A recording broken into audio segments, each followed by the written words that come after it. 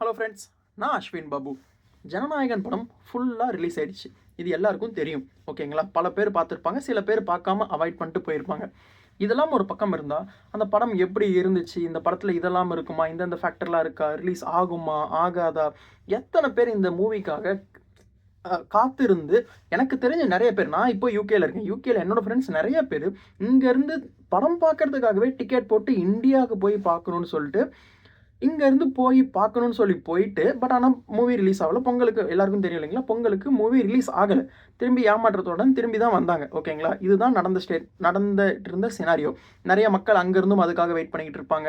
எவ்வளவோ பேர் வந்து அந்த படத்தோட க்ரூ நிறைய பேர் வெயிட் பண்ணிக்கிட்டு இருந்திருப்பாங்க. இந்த மூவி வந்து ரிலீஸ் ஆனதுக்கப்புறம் தன்னுடைய வாழ்க்கை ஸ்டார்ட் ஆகும்.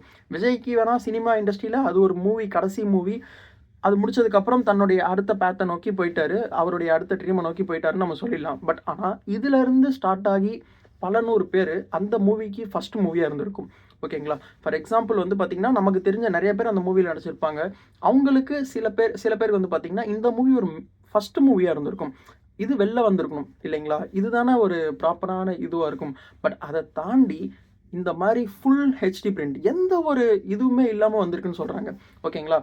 எந்த ஒரு வாட்டர் மார்க் இல்லாமல், எந்த ஒரு டிஸ்ட்ராக்ஷன்ஸ் இல்லாமல், இன்ட்ராப்ஷன் எதுவும் இல்லாமல், எப்படி சொல்கிறது, அந்த மூவியில் வந்து பார்த்தீங்கன்னா, அந்த புகைப்பிடிப்பது நாட்டுக்கும் வீட்டுக்கும் உடலுக்கும் கேடுன்ற அந்த ஒரு இது கூட வராமல், எந்த ஆடும் இல்லாமல் ப்ராப்பராக பக்காவாக வந்து ஸ்கெட்ச் போட்டு ஃபுல் மூவி லீக் பண்ணி விட்டாங்க. இதுதான் நடந்தது. இதை வந்து ரிவர்ஸ் பண்ண முடியாது. ரொம்பவே மோசமான விஷயம். இந்த வீடியோவில் இதை பற்றி தான் டீட்டெயிலாக இதுக்கு பின்னாடி என்னென்னலாம் நடந்திருக்கு அப்படின்னு சொல்லிட்டு ஒரு ஜஸ்ட் ஒரு டிஸ்கஷன் மாதிரி இருக்க போது. டேரெக்டாக வீடியோக்குள்ளே போயிடலாம். ஓகேங்களா? ஃபர்ஸ்ட் திங், இதெல்லாம் ஒரு பக்கம் இருக்கட்டும். இதனால என்னென்ன ஸ்டேட்மெண்ட்ஸ்லாம் வந்து சோஷியல் மீடியாவில் பார்க்க முடியுதுன்னு நம்ம எல்லாருக்கும் தெரியும் இல்லைங்களா? ஃபார் எக்ஸாம்பிள் நீங்கள் யோசிச்சு பாருங்கள், பொலிட்டிக்கல் சைடு நீங்கள் யோசிச்சு பாருங்களேன். பொலிட்டிக்கல் சைடுன்னு சொன்னதுக்கப்புறம் தான் ஞாபகம் வருது. இந்த தமிழ் ராக்கர்ஸ்ன்ற அந்த ஒரு ஒரு பைரசி வெப்சைட் அது. அது வந்து ஒரு திருட்டுத்தனமாக மூவியை ரிலீஸ் பண்ணுற ஒருத்தங்க, அவங்க என்ன ஸ்டேட்மெண்ட் சொல்லியிருக்காங்கன்னு பாருங்களேன். அவங்க சொல்கிறது என்னென்னா, விஜய் அவர்களுக்கு பின்னாடி இருக்க பொலிட்டிக்கல் இஷ்யூ என்னென்னலாம் போய்கிட்டு இருக்குன்னு தெரியும். இப்போ வந்து ப்ராப்பரான டைம் கிடையாது. அது மட்டும் இல்லாமல் ப்ராப்பராக லீகலாக ரிலீஸ் ஆகாத படத்தை நாங்கள் திருட்டுத்தனமாக வெளில விட மாட்டோம். ஓகேங்களா? அவங்களே திருட்டுத்தனமாக பண்ணுறது தான். அந்த திருட்டுத்தனத்துலேயும் ஒரு கொள்கை வச்சு அவங்க ஒரு ஸ்டேட்மெண்ட் சொல்லியிருக்காங்க. இது ஒரு பக்கம் இருக்குது. இது இல்லாமல் அரசியல் பக்கம் வருவோம். எவ்வளோ பேர் வந்து இது வந்து பிஜேபி பண்ணிட்டாங்க, டிஎம்கே பண்ணிட்டாங்க, இல்லை இதெல்லாம் கிடையாது, ஒரு வேளை ஐயா சாமியாக இருக்குமோன்னு சொல்லிட்டு அண்ணனே பண்ணிட்டாரு, விஜய் அண்ணனே வந்து தன்னுடைய மூவியை வந்து தானாக ரிலீஸ் பண்ணிட்டாங்க. ஏன்னா இந்த மூவி வந்து பார்த்திங்கன்னா கலெக்ஷனுக்கான படம் கிடையாது, எலெக்ஷனுக்கான படம். இது வந்து மக்கள்கிட்ட போய் சேர்ந்தா போதும், இதோடைய கலெக்ஷன்லாம் எதுவும் தேவையில்லை. இந்த மாதிரியும் சில பேர் பேசுகிறத நம்ம பார்க்க முடியுது. இது வந்து எப்படி நம்மளால் வந்து அக்செப்ட் பண்ணிக்க முடியும்னு சுத்தமாக தெரியல. நீங்கள் யோசிச்சு பாருங்கள், ஒரு மனுஷன் தன்னுடைய வாழ்க்கை ஃபுல்லாக மூவியால் மட்டுமே வாழ்ந்து வளர்ந்து இப்போ இவ்வளோ மக்களை வந்து தன்னுடைய வசப்படுத்தி வச்சுருக்காருன்னா, தனக்கு ஒரு ஃபேர்வெலான ஒரு மூவியை அவரே எப்படி ரிலீஸ் பண்ணுவார்? இது மோசமான ஒரு ஸ்டேட்மெண்ட் தானே. ஸோ அதை நம்ம வந்து தவிர்க்கணும். இதெல்லாம் ஒரு பக்கம் இருக்கட்டும்.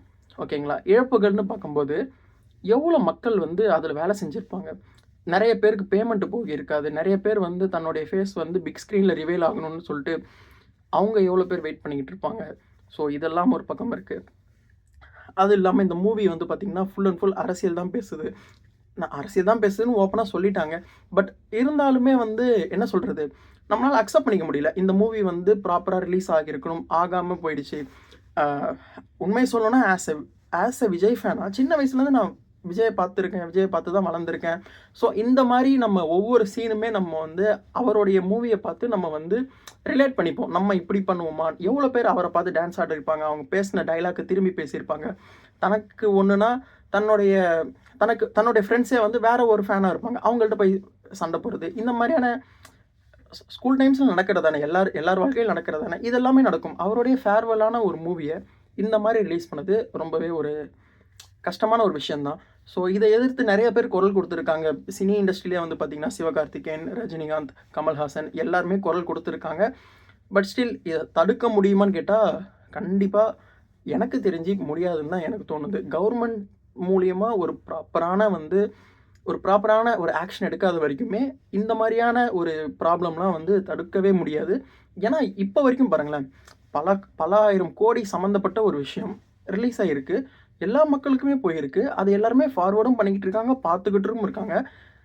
பட் இத தடுக்க முடியுமா? இத எதிர்த்து கவர்ன்மெண்ட் சைட்லருந்து என்ன ஒரு ஸ்டேட்மெண்ட் வந்திருக்குன்னு பார்த்தா, இப்போ வரைக்கும் கவர்ன்மெண்ட் சைட்லருந்து எந்த ஒரு ஸ்டேட்மெண்ட்டுமே வரல. ஸோ கவர்ன்மெண்ட் சைட்ல இருந்தும் இதுக்கான ஒரு ஆக்ஷன் எடுக்காத வரைக்கும் இந்த மாரி மூவிஸ் ரிலீஸ் ஆகுது. இது ஒண்ணும் ஃபர்ஸ்ட் மூவி கிடையாது. நம்ம வந்து விஜய் படத்துடைய கடைசி மூவி. அதுவும் இல்லாம அவர் அரசியலுக்கு வந்துட்டாரு. அவருடைய ஃபாலோவர்ஸ் நெறைய பேர் இருக்காங்க. இது அரசியல் பேசுற படம் அப்படின்ற ஒரு காரணத்துக்காக வேணா இது எல்லாமே பூமா பேசிக்கிட்டு இருக்கோம். பட் ஆனா இதுக்கு முன்னாடி எவ்வளவோ மூவிஸ் வந்து அதே மாரி தானே ரிலீஸ் ஆகி வெளில வந்துகிட்டு இருக்கு. இதுவும் ஒரு தப்பு தானே. இதுக்கு முன்னாடி ஏன் இத பத்தி பெருசா யாருமே பேசவே இல்ல. விஷால்லாம் பார்த்தீங்கன்னா, ஆக்டர் விஷால்லாம் வந்து பார்த்தீங்கன்னா, நெறைய பேசியிருப்பாரு. நெறைய டைரக்ட்டா போயிட்டு அந்த திருட்டு விசிடி வரும்போதெல்லாம் வந்து விஷால்லாம் டைரக்ட்டா ஃபீல்ட்லயே போயிட்டு யார் யாரெல்லாம் திருட்டு விசிடி விக்கிறாங்க, இதெல்லாம் சொல்லிட்டு டைரக்ட்டா போய் பார்த்துருக்காங்க. பட் அதெல்லாம் தாண்டி இப்போ டிஜிட்டலைஸ் ஆயிடுச்சு. எல்லா ஓடிடி பிளாட்ஃபார்ம்ல வந்துருச்சு. ஓடிடி எல்லாருமே யார் வேணாலும் சப்ஸ்கிரிப்ஷன் பண்ணிடலாம். பட் ஆனா அது ஒரு ப்ராப்பரான லீகலான சோர்ஸ். ஓடிடின்றது ஒரு ப்ராப்பரான லீகல் சோர்ஸ். பட் அதையுமே வந்து அன்அஃபிஷியலா வந்து எவ்வளவோ குரூப்ஸ்ல வந்து லீக் பண்ணிக்கிட்டு இருக்காங்க. இது வந்து என்ன சொல்லணும்னு தெரியல. பட் எண்ட் ஆஃப் த டே வந்து பார்த்தீங்கன்னா, விஜய் வந்து அவருடைய சம்பளத்த வாங்கிட்டு போயிடுவாரு. புரொடியூசர் வந்து ஒரு மிகப்பெரிய பிக் ஷாட் அவருக்கு வந்து இந்த மூவில போயிடுச்சு அப்படின்னா, எப்படி இருந்தாலும் இந்த மூவி வந்து திரும்பி ரிலீஸ் பண்ண தான் போறாங்க. இன்னைக்கோ, நாளைக்கோ, அடுத்த வருஷத்துக்கோ எப்பனாலும் ஒண்ணு ரிலீஸ் பண்ண தான் போறாங்க இல்லைங்களா? ஸோ அப்படி ரிலீஸ் பண்ணும்போது ஆட்டோமேட்டிக்கா அவர் போட்ட காச கண்டிப்பா அவர் எடுத்துருவாரு. அந்த பிசினஸ்லயே அவருக்கு வந்துரும். இந்த பிக் ஷாட்ட விட்டுலாம் விட்டுருங்க. அதுல ஒர்க் பண்ண சின்ன சின்ன லைட் மேனு, தன்னுடைய முகம் ஒரு இடத்துல கூட ஒரு இடத்துல வந்துராதா? இந்த ஒரு வாய்ப்புக்காக, சின்ன ஒரு வாய்ப்புக்காக பல நாள், பல மாசங்கள், பல வருஷங்கள் ஏங்கிட்டு இருந்த சின்ன சின்ன அந்த ஆக்டர்ஸ், சின்ன சின்ன அந்த க்ரூ மெம்பர்ஸுக்கு எந்த அளவுக்கு கொடூரமா ஒரு விஷயம் இருக்கும்னு புரியுது. பட் ஆனா, ஒண்ணுமே பண்ண முடியாத நிலைமையில தான் நம்ம எல்லாருமே நின்னுகிட்டு இருக்கோம். ஒரு வகையில இதெல்லாம் வந்து ப்ரமோட் பண்றது பார்த்தீங்கன்னா, நம்மளுடைய தப்பும் இருக்க தான் செய்யுது. ஸோ, இதெல்லாம் மாறணும்னா, நம்பளும் கண்டிப்பா மாறி தான் ஆகணுன்றது தான் இந்த வீடியோல நான் எல்லாருக்கும் சொல்லணும்னு ஆசைப்பட்டேன். சொல்லிட்டேன். பார்ப்போம் மாற்றம் வருதா, வரலையான்னு. ஸோ, இதெல்லாம் வரும்னா, ஃபர்ஸ்ட்டு நம்ம இதிலருந்து அவாய்ட் பண்ணணும். நமக்கே தெரிஞ்சாலும், நம்ம அத முடியாது, பார்க்க முடியாதுன்னு ஒரு ஒரு சுய ஒழுக்கம் இருந்தா மட்டும் தான் இந்த மாரியான இஷ்யூல இருந்துலாம் வெளில வர முடியும். ஓகே. Thank you. அடுத்த வீடியோல பார்ப்போம். Thank you. Bye bye.